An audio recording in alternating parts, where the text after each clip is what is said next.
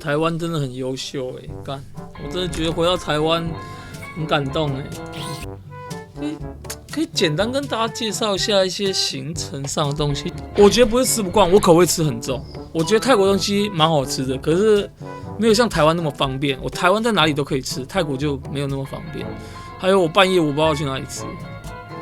可是半夜我也都晕倒了，所以我根本没有办法做正常人类能够做的事情。我一直很想回来打电动，我不真的干，也不是肥不肥宅的问题，我觉得真的太超了。行程很硬啊，其实行程蛮硬的、不是每个人都撑得住，我没骗你。第一天去的时候，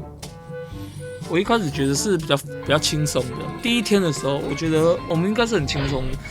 因为就正常嘛，然后上了飞机，下飞机，然后一下飞机是去按摩，虽然那个按摩不是很自在，因为他那个按摩就拿一块布围住自己的下体。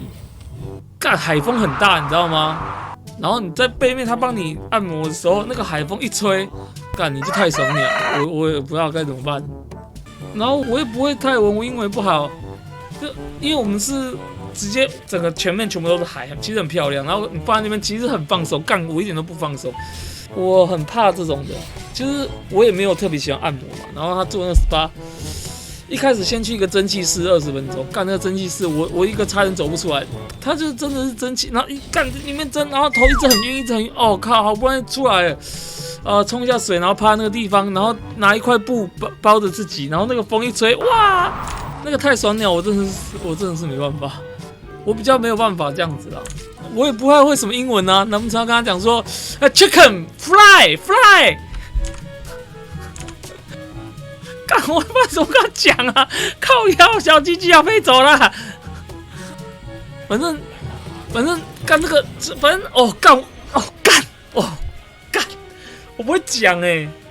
干很难跟人分享。就是他把一块布就包在你的那个屁股那个位置，跟鸟那里，那块布也没有很大，干就一点点而已。然后他要帮你按的时候，会让你露半边的屁股，然后风再一吹，干你就根本就什么都没穿啊！你他妈就直接露鸟了，到底要什么供他小？就是你在那边就一直露屁股，你就很没有安全感啊！但第一天我倒觉得还好，第一天干就顶多是露鸟，他妈我一个正常的男生，我有什么好怕的，对不对？你想看就给你看嘛，不然你想怎样啊？那个还算是正常的按摩。那一天回去，接下来隔一天的行程，早上6点钟起床，干等于说你要5点半起来吃饭，你他妈合理吗？隔天5点半准时起床，导游快起来啦出门呀！然后你就坐上车，干昏昏沉沉，然后跟一大堆阿多亚的一起坐那个车，然后大家在那个车里面一直晃啊，然后就坐上船了。上了船之后我们今天要去龟岛出海，然后我们的那个船咕隆做一个那个快艇，开很快，干然后晃了，每个人在上面不舒服啊。然后还有那个果人救命！我只能说有多惨烈就多惨烈，干真的不胡乱。然后第二天出去要浮潜嘛，干地上那个全部都是刺，干。那个时候在沙滩的时候，我想就跟台湾的沙滩一样，我就把鞋子脱了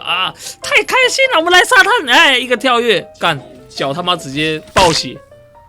干脚流血了，我想说反正都来浮潜啦，我就先下去吧，我就带那个蛙镜，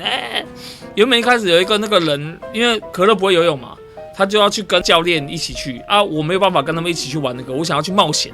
我就想说干，那就拜拜，我就直接拜拜，我就自己游我就游走了，